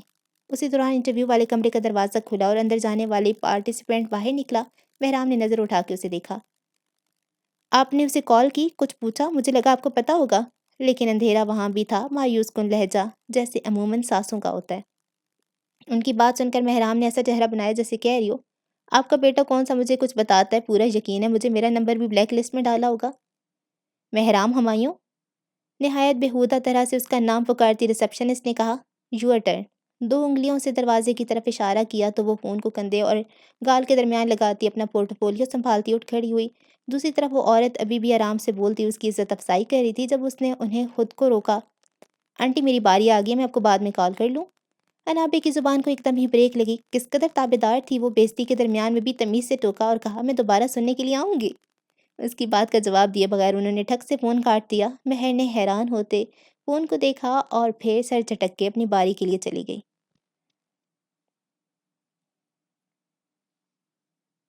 دوپہر کے 11:15 ہو رہے تھے۔ وہ مہرالنساء خاور کے ہاسپٹل میں موجود تھی۔ فارمیسی سے دوائیاں لیتی وہ اپنی ماں کے کمرے کی جانب بڑھ رہی تھی۔ 11 بجے کی اپائنٹمنٹ پہ وہ 10 منٹ لیٹ پہنچی تھے۔ اس کی ٹائم کی پابند ماں کو یہ بات کچھ راست نہ آئی مگر انہوں نے کچھ نہیں کہا۔ ان کی ہر حرکت پہ اسے یہ یقین ہو چکا تھا کہ کومے نے اس کی ماں کی یادداشت بھلا دی ہے۔ ڈاکٹر کے بقول اب اس کی ماں کو ویل چیئر کی کوئی ضرورت نہیں تھی، وہ بیساکھی کے سہارے پر بھی چل سکتی تھیں، بس انہیں سفر کرنے سے منع کیا گیا تھا۔ ڈاکٹر کی پرسکرپشن شدہ دوائیاں خریدتی وہ اپنی ماں کے کمرے کے بالکل قریب آ گئی۔ دروازے کے ہینڈل پہ ہاتھ رکھتے اندر سے آنے والی آوازوں نے اسے روک دیا۔ اس آواز کو وہ پہچانتی تھی، اس کے سب سے برے خوابوں میں یہ آواز ضرور ہوتی تھی۔ ایک جھٹکے سے دروازہ کھولتے وہ اندر داخل ہوئی۔ کمرے میں موجود دونوں لوگوں نے نظریں گھما کے دروازے کی طرف دیکھا۔ جو بول رہا تھا اس کا منہ کھلا تھا اور جو سن رہی تھی وہ جبرن مسکرا رہی تھی۔ ایک منٹ آنٹی، مہرام بھی آپ کے ساتھ آئی ہے؟ فجر نے حیران ہوتے ہوئے ان سے پوچھا، لیکن اس کی حیرت میں طنز چھپا تھا۔ دروازے پہ کھڑی مہرام ابھی بھی اس حالت پہ جمی تھی۔ دنیا اتنی چھوٹی تو نہیں کہ مہرام ہمایوں ایک ہی ہفتے میں 2 بار فجر عدیل سے ٹکرائی ہے۔ میری کل ملاقات ہوئی تھی اس سے شوٹ پر۔ آہستہ سے دروازہ بند کرتے وہ عین کی جانب آئی۔ لیکن اس بے مروت لڑکی نے بتایا نہیں اباؤٹ یور کنڈیشن، اگر یہ بتاتی تو میں پہلے ہی ملنے آ جاتا۔ مصنوعی ندامت سے کہتے ہوئے اس نے نظریں جھکا لی۔ مہرام کا بس نہیں چلا تھا اسے اٹھا کر کھڑکی سے باہر پھینک دے۔ اسے بے اختیار ابھی شادی کے دن یاد آئے، ایک تم اور تمہارا بورنگ خاندان۔ فجر کو اس کی فیملی سے چڑ تھی اور یہ ناپسندیدگی ایک بار نہیں کئی مرتبہ ظاہر ہوتی تھی۔ یہی ایک وجہ تھی کہ مہرام اپنی شادی کے 2 سالوں میں ایک بار بھی پاکستان نہیں آئی تھی، کیونکہ اس کے شوہر کو یہ سب پسند نہیں تھا۔ عین کے پاس پڑی ان کی رپورٹ اٹھاتے اس نے دوائیاں سنبھالیں۔ شمس عدیل کیسے ہیں؟ اس کی ماں نے اپنے نبے تلے لہجے میں فجر سے پوچھا۔ 2 دن پہلے مجھے کال آئی تھی اس کی، میری طبیعت کا پوچھ رہے تھے۔ فجر کے چہرے کا رنگ اڑ گیا۔ بتا رہی تھی مجھے آیا ہوا ہے ان کا بیٹا۔ عین نے صحیح موقع پہ صحیح بم پھوڑا تھا۔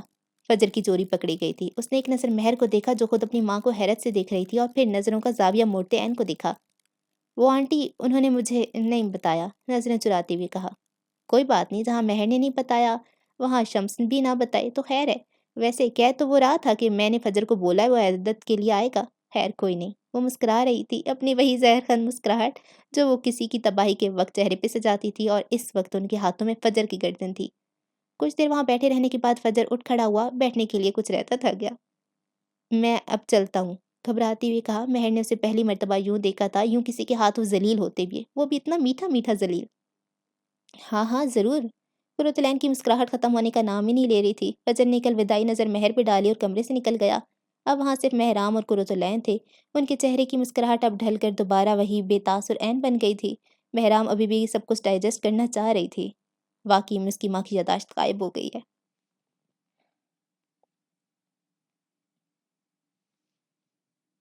کھڑکی کے بلائنڈرز خانوں کی صورت تھے، یوں کہ ان پتلی لکیروں سے دھوپ خانوں کی صورت ہی آ رہی تھی، اور سیدھا سامنے پیٹھ کی احمد جہاں زیب پہ گر رہی تھی۔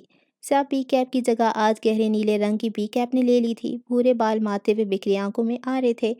سفید اور سرخ چیکس والی شرٹ کے بازو کٹ کے نشان تک موڑے، ساتھ سیاہ پینٹ پہن رکھی تھی۔ وہ اپنے آفس میں اکیلا تھا، سر فائل پہ جھکا تھا اور کان اس کے ساتھ ساتھ میں پکڑا لینڈ لائن پہ لگے تھے۔ اکبر صاحب میں مانتا ہوں آپ کی بات کو، مگر میں کیا کروں؟ جس قیمت پہ آپ یہ گھر بیچنا چاہ رہے ہیں وہ ناممکن ہے۔ میں اس علاقے اور وہاں کی ریپوٹیشن کے حساب سے آپ کو مناسب قیمت بتا رہا ہوں۔ دوسری طرف والے شخص نے اسے شدید بیزار کر رکھا تھا، کنپٹی سہلاتا وہ ضبط کر رہا تھا۔ اگر آپ کی جان کو خطرہ ہے تو کیا وہاں آنے والے دوسرے لوگوں کو نہیں ہوگا؟ میں آپ کے ساتھ ایک ڈیل کر رہا ہوں، کسی ناسمجھ پارٹی کو اس قیمت پہ دلوا دے گا، وہ گھر آپ کو 20% منافع بھی ہو جائے گا، پھر بھلے سے ان کی جان کو خطرہ رہے، وہ آپ کا سر درد نہیں رہے گا۔ گہرا سانس لیا۔ اسی دوران اس کے کمرے کا دروازہ کھلا اور اس کا اسسٹنٹ ہاتھ میں اس کا خاص مشروب حیات تھا ہمیں اندر داخل ہوا۔ احمد نے اسے 2 انگلیوں کے اشارے سے کپ سامنے میز پہ رکھنے کا کہا۔ شفیق جابر صرف آپ کے گلے کی ہڈی نہیں، میری بھی ہے۔ آپ کی مدد سے میں اس حد تک ہی کر سکتا ہوں کہ مارکیٹ پرائس سے تھوڑا آگے پیچھے کر کے گھر کسی انجان شخص کو بیچ دوں جو اس علاقے کی مشہوری سے واقف نہ ہو۔ کہتی ہوئی اس نے چائے کا کپ تھاما۔ اسسٹنٹ ابھی بھی وہیں کھڑا تھا۔ احمد نے محسوس کیا کہ وہ کچھ بات کرنا چاہتا ہے۔ چائے کا کپ منہ تک لے جاتی ہوئی اس نے ایک آئی برو چکاتے ہوئے اسے کیا ہے کا اشارہ کیا۔ باہر ایک لڑکی آئی ہے، اسسٹنٹ نے سرگوشی کرنے والے انداز میں کہا۔ احمد جہاں زیب کے آئی برو نہ سمجھی سے سوکڑ گئے۔ وہ ان کی دوسری طرف موجود شخص ابھی بھی بول رہا تھا۔ 1 منٹ ہولڈ کریں، کہتی ہوئی اس نے اسپیکر پر ہاتھ رکھا۔ ایک لڑکی کا کسی پراپرٹی کے دفتر میں ہونا عجیب بات تھی، اور اس کے دفتر میں ہونا تو اور بھی عجیب بات تھی۔ اب بولو۔ کہہ رہی ہیں انہیں آپ سے ملنا ہے، اسسٹنٹ نے رازداری سے کہا۔ ہے کون؟ اس نے گھورتے ہوئے اسسٹنٹ سے کہا تو وہ تھوڑا ڈر گیا۔ کسی باز الحمایوں کی بہن کہہ رہی ہیں خود کو۔ لمحے کے 1000ویں حصے میں احمد جہاں زیب کو ہر چیز رکتی ہوئی محسوس ہوئی۔ باز الحمایوں کی بہن مطلب مہرام ہمایوں، مگر مہرام اس کے دفتر میں ایسا کیا ہوگا؟ اکبر صاحب میں تھوڑی دیر میں آپ کو خود کال کرتا ہوں۔ بغیر دوسری طرف والے شخص کی سنے فون کریڈل پہ رکھتے ہوئے وہ فوراً سے اٹھا۔ چائے پیچھے ہی رہ گئی تو اسسٹنٹ نے برا سمو بنا کر اسے دیکھا۔ محنت ضائع کر دی میری۔ ایک جھٹکے سے بھورے بالوں والے مرد نے دروازہ کھولا اور ادھر ادھر دیکھا۔ وہ بالکل سامنے بیٹھی تھی، ویٹنگ ایریا میں۔ احمد ریسیپشن ڈیسک کے پاس کھڑا تھا اور وہ شیشے کی دیوار کے پیچھے موجود کمرے میں بیزاری سے بیٹھی ارد گرد دیکھ رہی تھی جب اسے خود پہ کسی کی نظریں محسوس ہوئیں۔ بھوری آنکھوں والا مرد اپنے دفتر کے دروازے کے سامنے کھڑا تھا۔ سیاہ بالوں والی لڑکی کی بیزاریت ختم ہو کر بے تاثر نگاہوں میں بدل گئی۔ درمیان میں بس ایک سیکنڈ کے لیے ایک ہلکی سی مسکراہٹ جو ہمیشہ اسے دیکھتے ہوئے اختیار آتی تھی وہ ابھر آئی تھی، مگر وہ اسے بہت مہارت سے چھپا گئی تھی۔ احمد جہاں زیب کو دیکھتی وہ اپنا بیگ سنبھالتی اٹھی، گلاس ڈور دھکیلا، وزٹنگ روم سے باہر نکلی اور اسے تھوڑا سا دور کھڑی ہو گئی۔ بات کرنی ہے تم سے۔ اس سارے دورانیے میں ایک سیکنڈ کے لیے بھی دونوں نے ایک دوسرے پر سے نظریں نہیں ہٹائیں۔ سے آنکھوں میں بھروسہ ٹوٹ جانے کی تپش تھی، بھوری آنکھوں میں بھروسہ توڑ دینے کی ندامت۔ اسلام آباد میں اب دھوپ ہر کونے تک پہنچ چکی تھی اور اسی دھوپ کے ساتھ گرمی کی تپش بھی ہر جگہ پھیل گئی۔ یہ وہی کیفے تھا جہاں کچھ دن پہلے علی عسکری اور مہرام ہمایوں ملے تھے اور عین موقع پہ احمد جہاں زیب آ چکا تھا۔ فرق یہ تھا کہ آج نہ وہاں پہ وہ دوگلا وکیل تھا اور نہ ہی وہ دونوں اندھیرے میں تھے، مہرام اندھے اعتماد کے اندھیرے میں، احمد جھوٹی امید کے اندھیرے میں۔ وہ دونوں اس پورے کیفے کے بیچوں بیچ بیٹھے۔ مہرام آرام سے اپنی کرسی پہ ٹیک لگائی بیٹھی تھی، اس کا سر اونچا تھا اور آنکھیں پتھرائی ہوئیں، جبکہ دوسری طرف احمد جہاں زیب کرسی پہ آگے وہ بیٹھا تھا، اس کا سر ندامت سے جھکا تھا اور آنکھیں دونوں ہاتھوں پہ مرکوز تھی جنہیں باہم ملائے اس نے ٹیبل پہ رکھا تھا۔ کیفے میں آج شور تھوڑا کم تھا۔ مہرام نے مکمل سفید ٹخنوں تک آتی فراک پہن رکھی تھی، دوپٹہ اپنے انداز میں اور بال کھلے چھوڑ رکھے تھے۔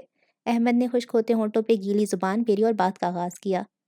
میں ہمارے بارے میں بات کرنے نہیں آئی۔ ابھی تو اس نے بات کا آغاز ہی کیا تھا کہ مہرام نے اسے ٹوک دیا۔ اس کا لہجہ بے لچک تھا، جیسے وہ ارادہ کر کے آئی تھی کہ آج کیا کہنا ہے۔ احمد نے آہستہ سے سر اٹھا کے اسے دیکھا، بھورے بال آنکھوں میں آ رہے تھے۔ مہرام کی بات پہ دھیرے سے سر ہلاتے ہوئے مکمل طور پہ سیدھا ہوا، سر اٹھا تھا مگر نظریں جھکی تھی، کمر سیدھی تھی مگر کندھے جھکے تھے۔ کچھ پل خاموشی میں گزر گئے، پھر مہرام نے ٹھنڈی سانس خارج کرتی ہوئے آگی ہوئی ہاتھوں کو باہم ملایا اور ٹیبل پہ رکھا۔ ذباب کی بیل۔ احمد نے نظریں اٹھا کر اسے دیکھا۔ کب کروانے کا ارادہ رکھتے ہو؟ وہ طنز تو نہیں کرتی تھی مگر آج کر رہی تھی۔ کچھ دیر تک احمد جہاں سے کچھ نہیں بولا، وہ اپنے دوست کے بدلے ہوئے روپ کو دیکھتا رہا۔ اس کا بھائی بہت تکلیف میں ہے، ذباب کی بیل کروا دو۔ دھیمی لہجے میں وہ التجا کر رہی تھی۔ احمد جہاں زیب نے بے اختیار نظریں چرا لی، گلا کھنگارتے ہوئے وہ آگے ہوا۔ تم جانتے ہو اس نے کچھ نہیں کیا۔ مہرام ابھی بھی التجا کر رہی تھی۔ میں جانتا ہوں۔ تکن زدہ سانس نکالی۔ میں تمہیں اب جو بھی بتاؤں گا تمہیں اس پہ یقین نہیں آئے گا اور مہرام اس کی بات پر پیچھے ہو کر بیٹھی۔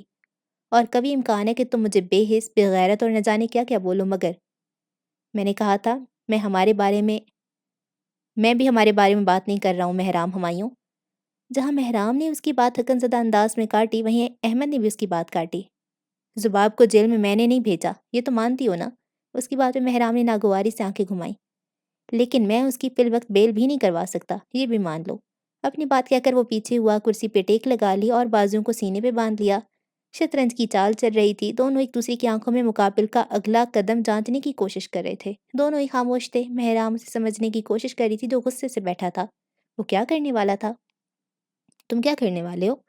آواز میں شک تھا اور آنکھوں میں تفتیش۔ احمد اس کی بات سن کر ہلکا سا مسکرایا۔ مہرام کو نہ جانے کیوں وہ اپنے دوست کی مسکراہٹ نہیں لگی۔ وہ گرم جوشی اور کمفرٹ کہاں گئی؟ شفیق جابر کو جانتی ہو؟ کھنکارتی ہوئی اس نے کہا۔ مہرام کو یاد پڑتا تھا کہ یوشے نے اپنی دکھی داستان میں اسی آدمی کا نام تو لیا تھا۔ منیر انکل کے اس آدمی سے میرے پرانے اختلافات ہیں، اور رک کر مناسب الفاظ استعمال کیے۔ ان کی بیٹی کے پرانے تعلقات۔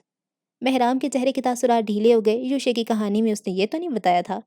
وہ کافی عرصے سے میرے پیچھے ہیں، بس میں ان سے جان چھڑانا چاہتا ہوں۔ اور تیزی سے بولتا وہ اچانک رکا، مہرام کو ایک لمحے کے لیے دیکھا اور دوبارہ کہا، اور صرف ایک ذباب ہے جو میری مدد کر سکتی ہے۔ صرف وہ جانتی ہے شفیق جابر کہاں ہے۔ صرف وہ اس تک مجھے رسائی دلوا سکتی ہے۔ عام صورتحال میں سانس لیا۔ وہ کبھی مجھے کچھ نہیں بتائے گی، تلخی سے مسکرایا۔ مگر اس وقت وہ بے بس ہے۔ میں اسے اپنے مفاد کے لیے استعمال نہیں کر رہا، میں بس اس کے باپ کے پرانے کھانسا کانٹ اتارنے کی اس کی مدد کرنا چاہتا ہوں، بس۔ آخر میں مہرام کو ایک لمحے دیکھا اور دوبارہ چہرہ جھکا لیا۔ مہرام اپنے دوست کے بدلتے رنگ دیکھ کر ہی حیران رہ گئی تھی۔ وہ کب ایسا ہو گیا؟ اسے چھوڑو، کیا اس کے لیے فرض تھا کہ سب کچھ اسے آخر میں بتایا جائے؟ تم ایسے تو نہیں تھے؟ کیفے کے شور میں اس کی آواز ایک ہلکی سی سرگوشی معلوم ہوئی۔ احمد جہاں زیب جو اپنی داڑھی پہ ہاتھ پھیر رہا تھا، آہستہ سے آنکھیں اٹھا کر اسے دیکھا۔ تم اتنے ظالم تو کبھی نہیں تھے۔ सरगोशी आवाज़ें हुई तो सब कुछ रुक गया। यूँ लगता था जैसे सब खामोशी से अब दोनों को सुन रहे थे। इससे आँखों में गुस्सा था लेकिन सबसे ज़्यादा तरस वाज़ेह था। सामने बैठा शख्स कुछ देर के लिए सुन्न हो गया, फिर नज़रें फेरते हुए तल्ख़ी से मुस्कुराया। मैं हमेशा से ऐसा ही था मेहराम, टेबल पे आगे हुआ। बस तुम्हारे साथ मेरे असूल कुछ मुख्तलिफ थे। तन से कहा। सफ़ेद लिबास में मलबूस लड़की का चेहरा अचानक ही गुस्से से लाल हो गया। क्यों? मेरे साथ क्यों ऐसे थे? चैलेंज करने वाले अंदाज में पूछा, लेकिन सामने बैठे शख्स पे उसके गुस्से का रत्ती बराबर भी असर न हुआ। तुम जानती हो, बगैर नज़रें हटाए आहिस्ता से कहा। या नज़रें अभी भी मरकूज थीं। जानकर भी अनजान बनती हो, हल्की सी आवाज़ में कहा। मेहराम को अपनी दोस्ती के दरमियान पहली मर्तबा कुछ अजीब सा महसूस हुआ। क्या जो बाकी लोग उसके दोस्त के बारे में अंदाजे लगाते थे, क्या वो सच थे? क्या वाकई वो उनके दरमियान दोस्ती के अलावा कोई और रिश्ता था? हैरत से उसकी पूरी आंखें खुल गईं, चेहरे पे सवालिया निशान बन चुका था। अहमद जहाज़िब ने मुस्कुराते हुए नज़रें हटाईं और उठ खड़ा हुआ। रहने दो, तुम्हें वैसे भी कोई इंटरेस्ट नहीं। बगैर कुछ कहे वो कैफ़े के दरवाजे की तरफ बढ़ गया। चेहरे पे वो अजीब मुस्कुराहट गायब ही नहीं हो रही थी। खुद तो वो चला गया, मगर मेहराम के दिल में एक शक डाल गया। क्या वो वाक़ई दोस्ती के अलावा उसे किसी और नज़र से देखता है? न जाने कितनी पहर वो कैफ़े के ओपन डोर को देखती रही। उसकी मुस्कुराहट आम दिनों जैसी नहीं थी। वहाँ बेबसी थी और कुछ ना हासिल करने का गम, जैसे खुशी से किसी चीज़ को जाने दिया हो मगर दिल उसके जाने से रज़ामंद ना हो।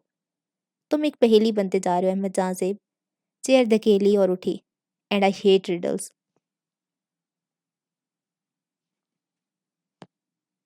14 घंटे। कल रात 9 बजे से लेकर आज दोपहर 1 बजे तक उसे 14 घंटे हो चुके थे उन सलाखों के पीछे, और इन 14 घंटों में उससे मिलने कोई नहीं आया था सिवाय उसके भाई के। मगर ज़ुबाब उरूज के लिए वो इंसान अब मर चुका था। रोशनी जेल की सलाखों से अंदर को झांक रही थी। गोल्डन डाई शुदा बाल बिखर कर तकरीबन खुल चुके थे। पीला जोड़ा पाइंचों से मैला हो चुका था और चेहरा वो घुटनों के अंदर दिए सर झुकाया हुआ था। वो मुसलसल आगे पीछे झूलती हुई जैसे अंदर होती अफरा तफरी पे काबू पा रही थी। वो जो हर वक्त टिप टॉप अलर्ट रहती थी, उससे एक जगह टिक कर बैठना मुश्किल हो रहा था। हवालात में उसके अलावा कोई नहीं था, मंजर में भी उसके अलावा कोई नहीं था। वो जब दफअतन 2 भारी बूट ज़दा पाँव का इज़ाफ़ा हुआ, वो कदम कदम चलते सलाखों के करीब आई। उन्हें पाँव के पीछे 2 पाँव और भी आहिस्ता-आहिस्ता कदम उठाते उन भारी पाँव की तकलीद कर रहे थे। 2 न्यूड रंग की ब्लॉक हील्स में कैद पाँव। कदमों की चाप सुनकर ज़ुबाब का मुसलसल आगे पीछे झूलता हुआ बदन अचानक रुक गया। वो सकते में चले गए। सामने कौन खड़ा होगा? बिजली की तेज़ी से उसने सर उठाया। सुरमई आँखें शब बेदारी की वजह से लाल थीं और हल्दी का ठप्पा अभी भी एक गाल पर था। उस सूखे जिल्द के ऊपर पपड़ी सी बन गया था। उसकी आँखें जो पहले तफ्तीशी अंदाज में छोटी हुई थीं, वो आहिस्ता-आहिस्ता हैरत के मारे पूरी खुल गई थीं। तुम? जिस्म में हरकत करता हर सेल रुक गया। उसकी तो 7 पुश्तों ने भी कभी नहीं सोचा होगा कि अगर जेल में कभी वो कैद हुई तो कोई और नहीं, महराम हुमायूं से मिलने आएगी। स्या बेतासुर निगाहों से देखती महराम सीने पे हाथ बांधे बाहर खड़ी थी। उसका साया ज़ुबाब को ढांप रहा था। सुरमई सूजी हुई हैरत ज़दा आंखों से देखती ज़ुबाब उरूज मैले हुलिये में ज़मीन पर अंदर बैठी थी। महराम के साये ने उस पे अंधेरा किया हुआ था। कैसी हो ज़ुबाब? अच्छा जी, अब तक के लिए इतना ही। इसकी अब 3 और एपिसोड्स आएँगी इंशाल्लाह, और फिर ये नॉवल ख़त्म हो जाएगा और मैं कोशिश करूँगी कि वो जल्दी आ जाएँ। नॉवल के थोड़ा-सा रिव्यू दे देते हैं। नॉवल बहुत ज़्यादा रियलिटी बेस्ड मुझे लग रहा है, मतलब बहुत-बहुत ज़्यादा। कैरेक्टर सारे इतने मुख्तलिफ हैं, इतने मुख्तलिफ हैं, हर कैरेक्टर ही एक जीता जागता कैरेक्टर लग रहा है। उसकी सोच, उसके बोलने का स्टाइल, हर कैरेक्टर का। और स्पेशली ये जो अहमद है, ये कितना बुग़्ज़ पालने वाला बंदा है। लेकिन ये हर इंसान ही ऐसा होता है। वो कुछ इंसान होते हैं ना, वो जो बुग़्ज़ पाल के रखते हैं, लेकिन वो इतने बुरे भी नहीं होते, उनके साथ बुरा करो तो वो बुरा करते हैं। कुछ इस तरह का महराम वो मासूम सी है, उससे अ, यूशे की बातों में आ गई। यूशे और महराम हाँ, काफ़ी हद तक सेम ही है, वो दोनों डरते रहते हैं। और बस मुझे समझ नहीं आ रहा मैं इसको कैसे एक्सप्रेस करूँ, लेकिन मुझे ये काफ़ी अच्छा लग रहा है। लिखने का स्टाइल बहुत अच्छा है राइटर का, कैरेक्टर्स बहुत अच्छा वो लिखती हैं। स्टोरी बहुत कोई आउट ऑफ द क्लास नहीं है, स्टोरी नॉर्मल सी है। लेकिन स्टाइल बहुत अच्छा है और कैरेक्टर्स बहुत अच्छे हैं। दुआ में याद रखें। अल्लाह हाफ़िज़।